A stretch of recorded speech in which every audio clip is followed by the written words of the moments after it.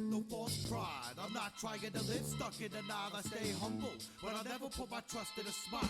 But we all gotta play the sucker once in a while. Right. So this is open season late night. I am the demon. We are here with Crayzdom. Crayzdominance. Crayzdom, short for Crayzdominance. That's yes. right. Yeah, man. How you been, man?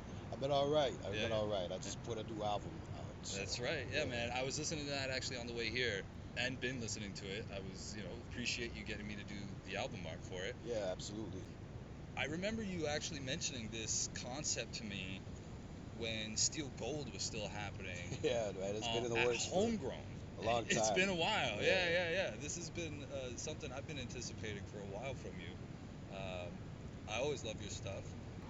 You've been a part of this city for a minute in the hip hop community. Yeah. I came up in Montreal. Right. And I moved here in '94 and pretty much haven't looked back since. I've pretty much been a part of Hamilton hip hop since '94. Yeah. So '94. So the minute you got down here, then, so how did you get introduced to the hip hop scene here in Hamilton? All right. Well, I was in high school, and for the first year, I probably didn't really know what was going on, but I'm just checking things out. I think my first day here, I was at Dr. Disc. I found that immediately. Yeah. Cheap stores like Dr. Disc, cheapies, and all of that. But just being in high school, over time, you get to know people. Yeah. I think it was like Concrete Canvas or one of them. Like probably 96, 97, I'm not even sure what year. But I went to Concrete Canvas, and then I was going to those every year until they stopped, right? Yeah. And from there, you just meet people. It expands. That's basically it. I was dealing with the Raccoons, who eventually became the Style Lords. Yeah. So I met a lot of people through that, you know what I mean? And I never stopped doing the music, so. Yeah, man. That's 26 years ago. 26 years. Wow, Yeah. man. Wow, that's a long time. What would you say? So you've been active in the scene for many years. You've seen the waves. Yeah. As I remember when first meeting you, one of the times at Steel Gold, you had said something to me, and it didn't really resonate until 5 years later. Yeah. And it was we were just talking, and I was really hype about the scene at the time. I'm just coming in, really. Yeah. You're doing all the portraits and whatnot. Yeah. And I remember you saying to me, it'll be interesting to see who's here 5 years from now. Yeah. Because that's the way it is, right? Yeah. So you've been here since '94. How has the scene changed from then to now? Okay, well, speaking on that wave thing, just to kind of explain that. It seems every generation, you got a group, they come in, new faces, putting their hand in it, attempting to do this whole hip hop thing. Some of them are gonna last, and a lot of them are not gonna last for whatever reason. Yeah. Either they get a job, they have a baby, whatever the case might be. They don't have the heart for it, whatever it may be. Yeah. And I'm not even trying to judge. It just is what it is. Well, you're always going to have that one or two that just stick around from every generation. And to this day, what do we say, 26 years later, some of them faces I'm still seeing, you know what I mean? Yeah. Every few years or so, you get one of these groups, the waves. New waves, you know what I mean? And so some will stick around, most won't. But the ones who do, you get to know them, you know what I mean? And you recognize who's for real about it, I guess. Yeah, for real, yeah. And but as for the scene changing over the years, well, I don't know. I mean, just in general, just technology changing. I can't really say the scene itself on a whole has changed a whole lot. Yeah. Again, new faces come and go or whatever. Yeah. But obviously, sound quality and things like that are obviously a lot better now. You know what I mean? People have gotten older. When I started, I was in high school, so everybody I knew then, you can't even get in the clubs, right? Obviously, things like that change over time. The clubs change over time themselves. Oh, yeah. So just in general, attitude-wise, personality-wise, philosophy-wise, I don't even know. I don't think things have changed a whole lot, really. Yeah. Changed with the times, I guess, but that's about it. Yeah. That wave thing, it really has resonated with me since the ending of Steel Gold, and the few even different waves that have kind of come since then. Yeah, You yeah, know? you see it, right? Yeah, yeah. Oh, yeah. I say one consistent though, over Yep. the years, it's a blue-collar town, and it always has been, and it probably always will be. Yeah. And the hip-hop scene's no different. Yeah, there is definitely that, like, that blue-collar DIY kind of approach to a lot of people's hip-hop in the Exactly, city. yeah. Yeah. For the better, I think, personally. Do you think that Hamilton stands out apart from the surrounding scenes? Like, do you think Hamilton has its own kind of vibe when it comes to hip hop? I mean, I'm saying yes, because I live here and I see I know what it's about. I can't speak on a lot of other cities, though. Mm-hmm. I'll tell you, like, obviously you got Montreal, you got Toronto, you got the bigger cities that are going to have Yep. bigger scenes or whatever, Yeah. right? You go to a smaller town, there's going to be a smaller scene, obviously. See, I would say, if you're going to compare it to, say, Toronto Yeah. or whatever, like bigger cities like that. We have. It's kind of hard not to compare it to them because we get Oh, absolutely. we get undershadowed The from next them. door, right? Yeah. You know right. what I mean?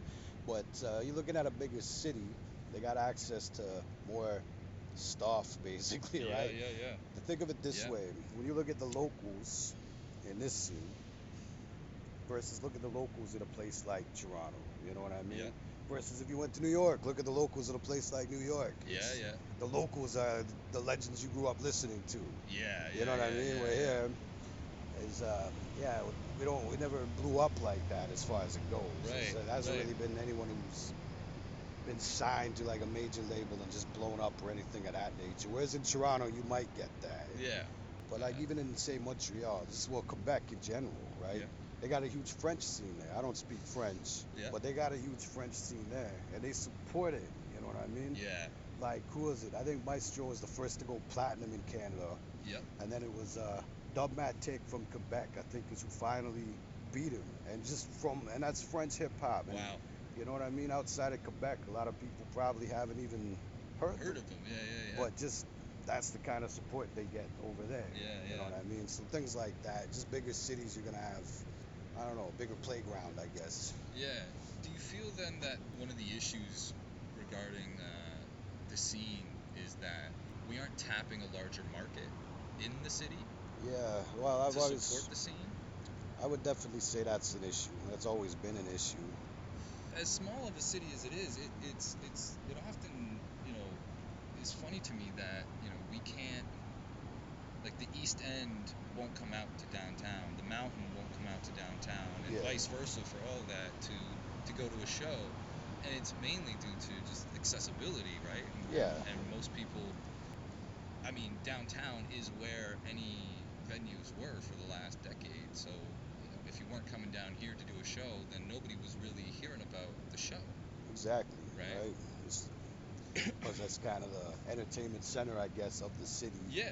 I guess over the years, I remember hearing people from Toronto come to Hamilton and mention that we've got something different going on. Yeah. It feels like we've got something that should be on par with the scene that's happening in Toronto. I got you. So as far as like as a unit, as a city, as a unit, tapping into a market and being recognized for that. Yeah, yeah. And Hamilton always had kind of a problem with that. Yeah. I couldn't really tell you why. Yeah. I remember, for example, Fast Air came to Hamilton. Yep. It's like 6 people there. Yeah. Next day he's in Toronto and the place was sold out. Yeah. Don't ask me why. The Yeah. next week, I think it was DJ Premier or J-Ru or somebody, I can't remember. I think it was Premier was in town. And I was sold out here. You Yeah. know, so I couldn't tell you why. It's Yeah, well, like, and it's random. It It's is very really random. I know. I'm sure a lot of the promoters can touch on that. Absolutely. For They instance, would be right? better to ask for sure. I know. I'm sure Mookie has some stories. I know I've been a part of some of the shows. And, I will say that though, speaking on promoters, as far as that goes, sometimes we got a promoter who goes hard, like Yeah. Mookie, for example, Yeah, like yeah, Ray's before him. Yeah. And you know, every now and then, you know, a promoter comes along and really, Tries to put up their all, man. yeah, they try to make it happen. Yeah. And Yeah. eventually, you Yeah. know, people move on or whatever the case might be. Yeah. Mookie's still doing it. He's got the next cookout coming up. I and know. all that. I'm really excited for But, that. Actually, I'm really excited to see that he's still pushing forward with that. But it seems to me though, like somebody, you know, people got to take the reins as far as that whole promoting thing goes. Yeah. And then that's what it is, because when there's no promoter who's taking the reins like that, it seems it's like hard it for kind only of gets one stagnant. person too. Yeah, it's After hard a for while, one person. you know, I'm sure, you know, yeah, I've seen it with a few different people that I've worked under, and yeah, it definitely gets hard in this city to maintain a consistency. Yeah. Over time, you know. So I don't envy that job. I tell you that. It's tough. I don't want to take it's those tough. reins. I've tried to, you know, map it out and understand it myself, and you can never fully understand it. But you know, hopefully with the open seasons, we can start getting those going again soon. Yeah. Well, that's another thing. In this day and age. Yeah. It'll be tough to navigate that, but we got new things coming in the future. Moving on. So, talking about that, what are some of the things that excite you about the scene here in Hamilton? Okay. Well, there's a lot of artists that I love to see what they're doing next. Yeah. I like to see people evolve. You know what I mean? Yeah. As far as that goes, of course, I'm gonna have. I got a lot of friends in the scene now. As far as that goes, Yeah. So it's always cool to be kind of part of that. Yeah.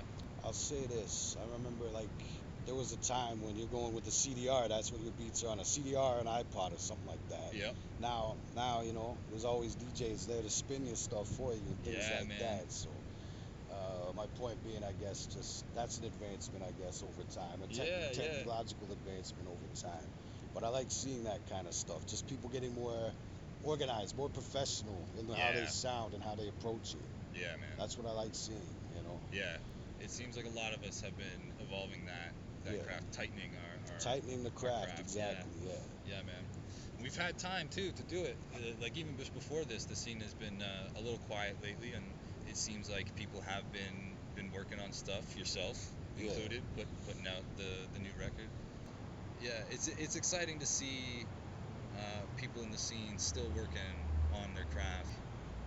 This dormant state now that we've kind of been forced into after being already semi-in, but now forced into with the COVID situation. It's probably inspired a lot of creativity. Yeah, man. I mean, doors. a lot of guys definitely got a lot more time to work on stuff. So absolutely. I'll be excited to see what 2021 brings. I really appreciate you doing this for me. Before we go, if you want to do some plugs for what you got out right now, where people can reach you online.